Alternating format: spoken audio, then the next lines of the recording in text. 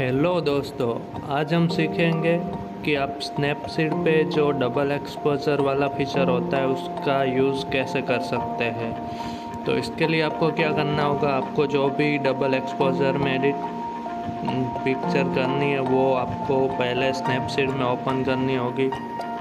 उसके बाद आपको क्या करना है कि जो एडिटिंग के जो ऑप्शन आते हैं उसमें जाना है और फिर उसमें जाके आपको डबल एक्सपोजर पे क्लिक करना है। उसके बाद आपको जो भी डबल एक्सपोजर में पिक ऐड करनी हो वो सिलेक्ट करनी है और उसको ओपन करनी है।